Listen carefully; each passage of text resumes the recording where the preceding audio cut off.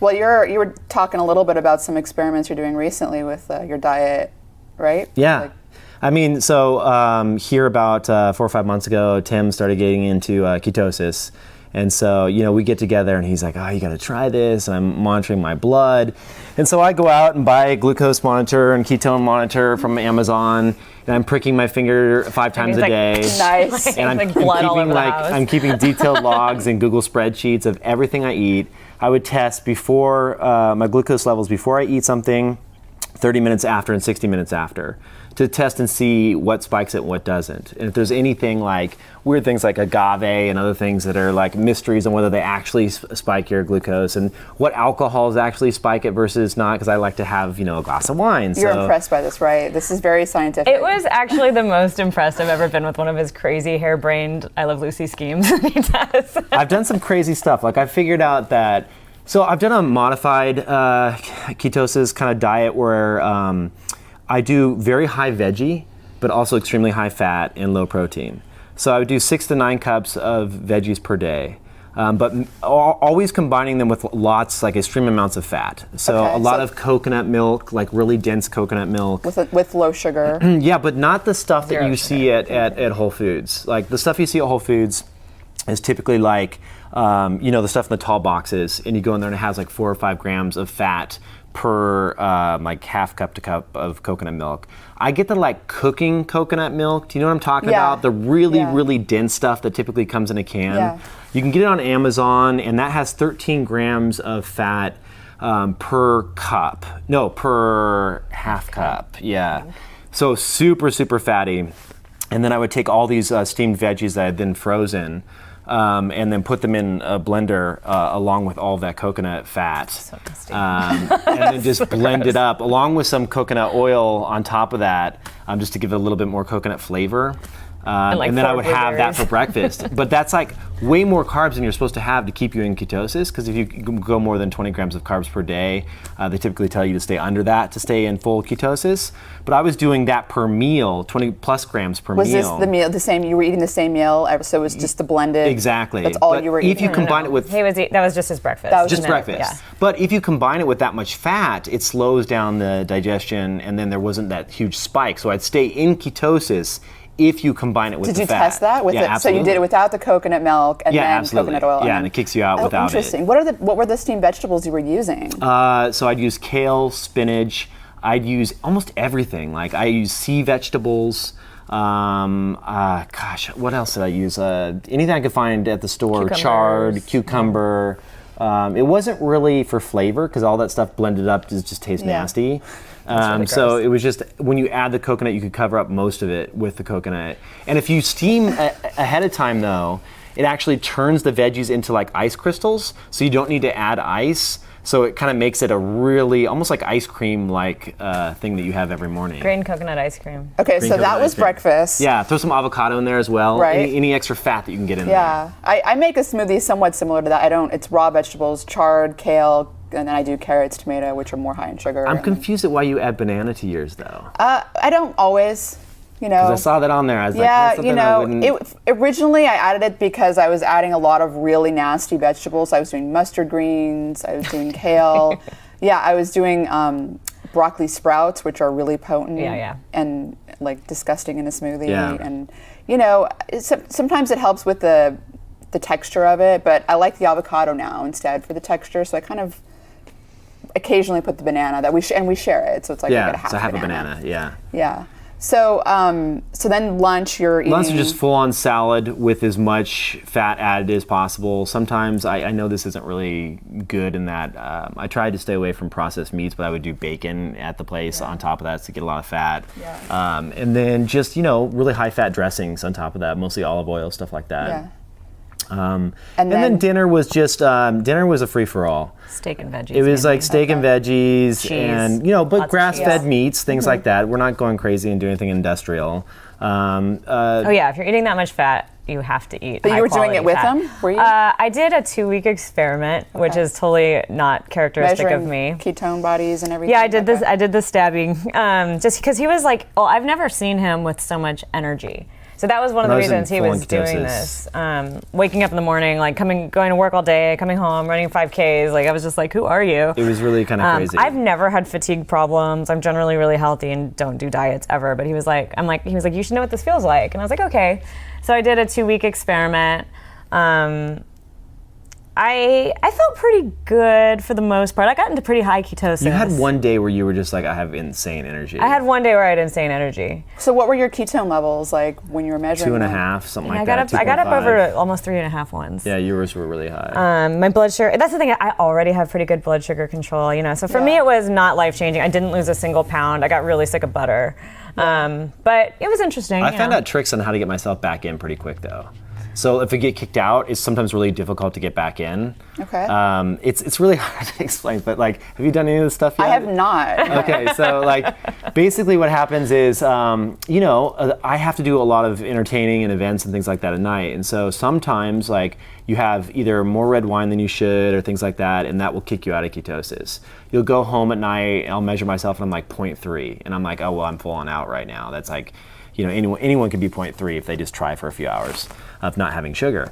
And so, to get back in the next morning, I would fast a lot. I've been big into fasting. Back in is like over 1.0, right? Yeah, over 1.0. Yeah. So I would I would fast a lot, and that I would typically try, if I fast for 16 hours, so I do a lot of intermittent fasting as well, then that would get me back in right away. And especially if my breakfast was, I would do grass-fed butter with coffee. Kind of like bulletproof coffee, but I don't believe in all that modified MCT stuff that he does. But I would just do straight up coconut oil with butter in coffee, blend that up and drink it down and just have so much energy. It's like the best thing ever in the morning. It is insane. Okay, so have you looked into some of the like beta hydroxybutyrate and the effects on the brain? Apparently it's like not only being used by the mitochondria as a really, easily accessible source of energy, so it shunts right into the TCA cycle and is used to make energy, but it also increases BDNF, like it's a signaling molecule. I was just, I think recently, no, it wasn't that. It was Eric Ferdine at UCSF, you may know, he's at Gladstone. He published a couple years ago. I keep thinking recently, but it's been like 2 years now, so. I have that same problem. Yeah, I graduated recently, 5 years ago. So, so that it's, the effects on the brain are very interesting. I do a lot of intermittent fasting where I won't eat for like the day, and then I'll eat, dinner. I've done the 24-hour fast as well. What do you think of that new study that came out about the simulated fasting? Did you read about that? Walter Longo at UCLA. Yeah, it's, I read it when it came out like a few months ago. Yeah. I don't remember exactly what the diet was composed of. Just a little tiny bit of food to keep you in a slightly fasted state. Yeah. They didn't release what it exactly was, but they were saying broths and things like that. I downloaded the paper. I reached out to him, I think. I have to follow up because I don't think he got back to me because I was curious and I wanted to talk to him about it. I'm actually curious a lot about it. He does a lot of work on fasting and the effects of fasting on IGF-1 levels and the effects of protein on IGF-1 and the relationship to aging and age-related diseases. It's all very interesting. But, there's a lot of benefits from the intermittent fasting. I'm actually going to meet with Ray Cronise tomorrow. He's he just is wrapping up a 20-day fast. Wow. Doctor supervised. Yeah, exactly right. That's crazy. 20-day fast. Like, I'm super excited. Like, I don't even know. With what though? That's like biblical. It is. I don't know exactly. Wow. I don't know the details. I'm going to talk with him tomorrow about it. He's doing some sort of medically supervised 20-day fast where it's like he's not doing it. As far as I know, it was like water. But wow. I could be wrong, and I'll find out the details soon. Crazy. But, totally crazy. But the intermittent fasting is more what I'm like. I think that's more doable. Like as Daria mentioned, the problem is people need to like have these procedures and protocols that they can actually do. That's like, not, it's reasonable. It's not like crazy. Like who's going to do a 20-day fast? So it's also really good for weight loss as well. I don't know if you've seen intermittent fasting. Yeah, it works for me. Did you see Hugh Jackman? He plays Wolverine. Yeah, I know who he is, but I didn't see him. So he has a video on YouTube where they interview him about Wolverine, and he talks about the fact that how he was able to get shredded was through intermittent fasting, 16 hours every day. Oh, really? For how long? Just during shooting, leading up to shooting, and then during the film. So the thing with that is, was he like skinny and just like I'm sure he was already pretty muscular and skinny, but he just used it to shred up a little bit. A lot of people, like men, are like, for females, it's kind of like we like to be thinner. Like intermittent fasting for us is like super easy, but like my husband who wants to have more muscle mass, it seems like it's a little bit more of a challenge because you need more protein. So you should check out the Fasting Twins on YouTube as well. The Fasting Twins? They're crazy. They're bodybuilders that fast. And so they were able to put on a muscle. It's a whole rabbit hole that you probably don't want to go down, but they're funny. They're funny, and they also they call it like bro science. They're not really scientists. Okay. But it's just so they acknowledge it. They acknowledge it. They're not doing that. But okay. they figured out little hacks. It's like all these people that are in this world. Like 90% of them aren't scientists, but they just like to hack and try out different little things. And there's little insights there to be found. So question for you, since you've done, how long was your ketosis experiment? A few months, yeah. A few months? Yeah, a couple months, I would say. Yeah. Okay. So you've done that, and then you've also, you practice intermittent fasting. Mm-hmm. Like how frequently? I did it when she was on her 10-day retreat for 2 days. I try to do it, I would say 6 days a month would be ideal, I think. 6 days a month. And is this a 24-hour fast, 16-hour fast? 16-hour fast. 16-hour fast. All right. So what would you say, like, if you compare the brain benefits or the changes in, I mean, this is totally subjective. Yeah. Intermittent fasting for me has never given me any type of cognitive kind of boost. It's always been more about weight loss and just trimming up. I've never felt, if anything, I find there's this really weird state where when you intermittent fast, it throws you into kind of a temporary ketosis really quickly. But it's a bad place to be because I feel like your body's not sure what it should be doing. It doesn't know whether it should be like burning carbs or fat, right? And so in ketosis, like they talk about this keto flu that's during the induction phase, like the first few days are hell. Because you're just like, you're not in full-on ketosis. You get this kind of sick feeling where you don't have enough energy, you just want to lay around a lot. And so intermittent fasting for me is difficult in that it kind of puts me in this temporary state, especially if I do it 2 days in a row. And so my body's not in full-on ketosis mode, but it's not, so it's I don't like it. I do it because I keep reading the papers and you keep writing about how fasting is good for you, and that's why I keep doing it. Well, have you actually measured your ketone levels after an intermittent fast and compared them? So what are your levels? I haven't in that. I've always been doing ketosis when I've peppered it in. I should probably do that. Interesting to see how they compare. Absolutely. But you're mentioning your body doesn't know what to do. That's actually part of the stress response. I think that has positive benefits, right? So you're stressing your body. It's like, what do I do?